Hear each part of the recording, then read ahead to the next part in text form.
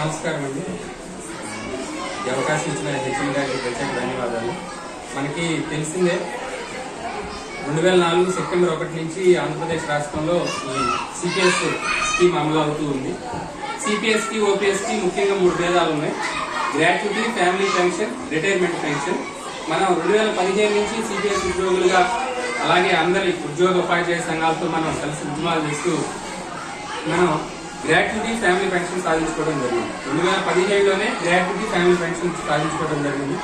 తర్వాత చేసిన పోరాటాల ఫలితంగా ప్రతి ఒక్క రాజకీయ పార్టీ నుంచి మనం ఈ సిపిఎస్ రద్దు హామీని పొందడం జరిగింది. ఈయన ప్రస్తుతం ఉన్న ముఖ్యమంత్రి గారు కూడా పాదయాత్రలో వచ్చినటువంటి ఎక్కువ హామీలు సిపిఎస్ రద్దు గురించి, అంటే జనాలు ఇచ్చిన వాటిలో పోల్చుకున్నా మనం ఇచ్చిన పోల్చుకున్నా కానీ వాళ్ళు వచ్చిన అన్ని వినతి పత్రాలు కట్టగట్టుకున్నప్పుడు పక్కకు సెపరేట్ చేస్తే సిపిఎస్ హామీలే, సిపిఎస్ రద్దు కొరకు వచ్చిన వినతి పత్రాలు ఎక్కువగా ఉండడం జరిగింది. అలాగే పవన్ కళ్యాణ్ గారు రీసెంట్ గా ప్రకటించారు. అప్పుడు మేనిఫెస్టోలో కూడా 9వ అంశంగా ప్రకటించడం అనేటటువంటిది జరిగింది.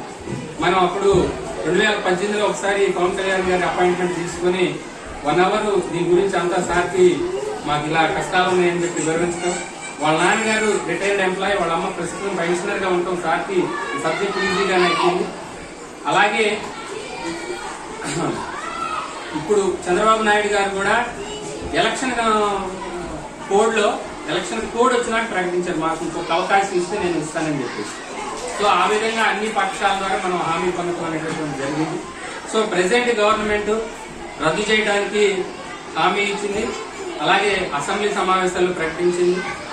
ఇప్పుడు జరుగుతుంది ఏంటంటే ఈయనకి సెంట్రల్ కి మంచి రిలేషన్స్ ఉన్నాయి, బీజేపీ ఫ్రెండ్ తో బాగా మంచి ఫ్రెండ్షిప్ లో ఉన్నారు.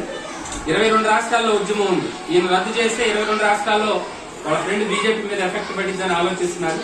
సో ఈయన నేషనల్ వైడ్ గా ముందు స్టెప్ వేసి నేషనల్ వైడ్ గా హీరో అవుతాడనుకుంటే రాజస్థాన్ ముఖ్యమంత్రి ఆ క్రెడిట్ తీసుకోవడం, శాలరీ నుంచి వాళ్ళు కటింగ్ ఆపేసి మార్చి శాలరీ, ఏప్రిల్ 100% శాలరీ ఎంప్లాయీస్ కి ఇవ్వటం, అది మంచి పరిణామం.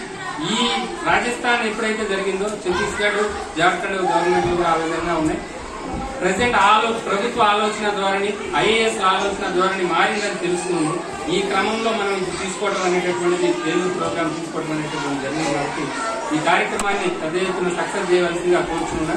ఇవాళ ఉదయం నుంచి అన్ని స్కూళ్లలో తిరుగుతూ ఉంటే మహిళా ఉపాధ్యాయులు ఎక్కువ సంఖ్యలో ఇవ్వడం జరిగింది.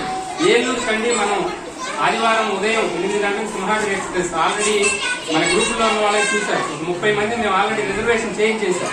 ఇవాళ నేమ్స్ తీసుకొని రిజర్వేషన్ కానీ లేకపోతే ఆ రోజు జనరల్ టికెట్స్ యూనియన్ పరంగా తీసుకెళ్లి మనం ర్యాలీ ప్లస్ మీటింగ్ ఉంటుంది, ర్యాలీ ప్లస్ మీటింగ్ 1.5 hours ఉండి భోజనం చేసి మళ్ళీ రిటర్న్ కన్వీనియంట్ ట్రైన్ ఉంటే ట్రైన్ బస్ మన యూనియన్ బేర్ చేస్తుంది. మీరు ఎక్కువ సంఖ్యలో నేమ్స్ ఇవ్వాల్సిందిగా కోరుచున్నాం. ఆదివారం ప్రోగ్రామ్, దానికి ముందు శనివారం ఉగాది రోజున సెలవు ఉంది, ఉగాది పండుగ. సోమవారం వర్కింగ్ డే, మంగళవారం మళ్ళీ 5వ తారీఖు బాబు జగన్మోహన్ సెలవు ఉంది. సెలవుల గురించి అలాగే లేదు.